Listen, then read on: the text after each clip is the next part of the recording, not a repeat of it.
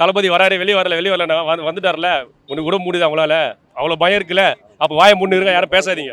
சரியா இல்ல, மக்களை வந்து ரொம்ப சுத்து விடுறாங்கன்றது சொல்றாங்க. போலீஸ்கார் உதவி அந்த போராட்டத்தில் இல்லை 100க்கு 100 உண்மையான விஷயம் இது. ஏன்னா நாங்கள் வந்து அங்கே போனோம், அங்கேருந்து இந்த பழனி சாலை போனாங்க, பழனி சாலையில் லெஃப்ட் போனால் அங்கே மணிக்கு வந்து இந்த சைடு போன்றாங்க.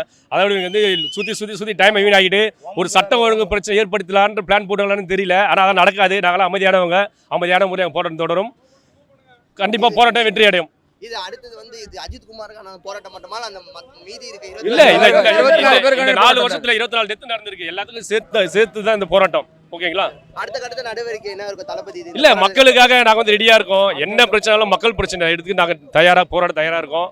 தளபதி முதல்வர் யாராலும் தடுக்க முடியாது. பொதுமக்களே எங்களுக்கு சப்போர்ட் இருக்காங்க.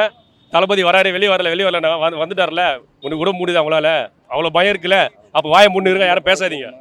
ஓகேங்களா? கொடுக்க மாட்டாங்களா டிவிகேக்கு ஆளுங்கட்சி? சார் அழுத்தம் கொடுங்க சார். பப்ளிக் எல்லாம் பொதுமக்கள் நம்ம சைடு இருக்காங்க சார். அழுத்தம் கொடுக்கட்டும். நாங்கள் எல்லாத்தையும் எதிர்க்க ரெடியாக இருக்கோம். எல்லாத்தையும் ரெடியாக இருக்கோம். ஜெயிலில் போனீங்களா? போடுங்க. எவ்வளோ பேர் நிரப்பீங்க? போடுங்க, பார்த்துக்கலாம். அவ்வளோதான். ஜெயிலில் நாங்கள் தான் இருப்போம்.